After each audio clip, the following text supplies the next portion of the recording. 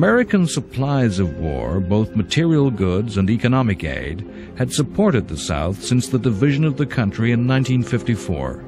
In providing this flow of goods, South Vietnam was hard put to ingest the immense flow of the material support given by the U.S. Ships would queue for weeks in the seaways of Vietnam, waiting to disgorge their cornucopia of war. The first men had been added to these exports of war in 1960.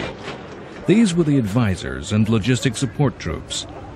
In scenes reminiscent of World War II, U.S. troops crowded onto ships for the journey across the Pacific, a voyage that would last nearly 3 weeks. With the baggage of history, of hindsight, of all that Vietnam has come to mean, it's difficult to recall and realize the spirit of confidence and optimism in which those soldiers were sent. The early black and white images of disciplined and clean-cut troops seem at odds with the Vietnam myth of the rock and roll war, of disaffected, mutinous, and demoralized Americans. These are scenes of the early 1960s, yet the casual observer could place them in 1945. The contrast with that myth, with the legend of Vietnam, is a measure of the way in which the coming and expanding war was to affect American society at the very deepest of levels.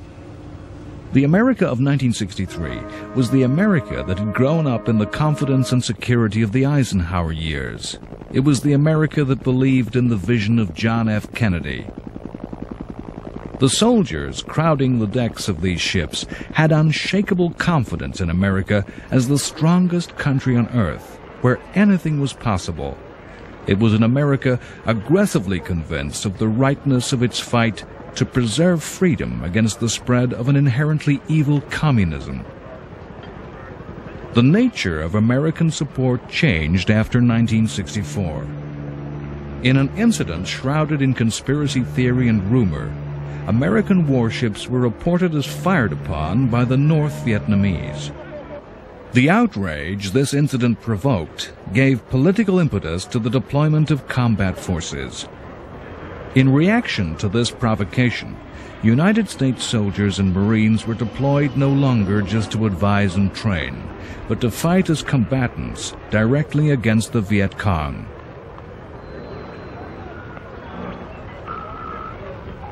Hi, I'm Army Specialist Zach Johnson, and this is the Psychedelic Music Show on the big AFVN, Channel 54, Saigon.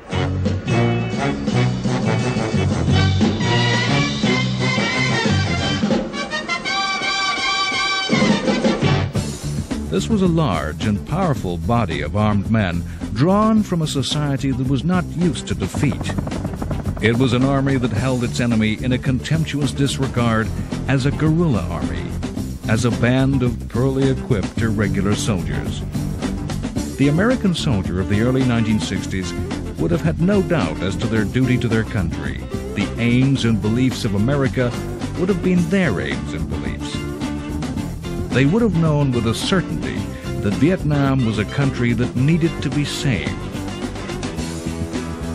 The Army went into action with confident self-belief that it was entering a war where the might of the most powerful economic and military power in the world was pitted against a guerrilla army, where failure was not a possibility. The ranks of armed men with strange habits, language, and uniform who were to flood into South Vietnam in increasing numbers would have appeared to the Vietnamese people as another foreign army in a long succession of foreign armies. In the big picture of Vietnam's history, the army of the Emperor of China, the Emperor of Japan, the French president, and the American president all merged as one.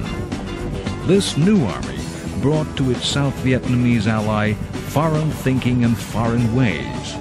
America aimed to win this war on its terms with its weapons.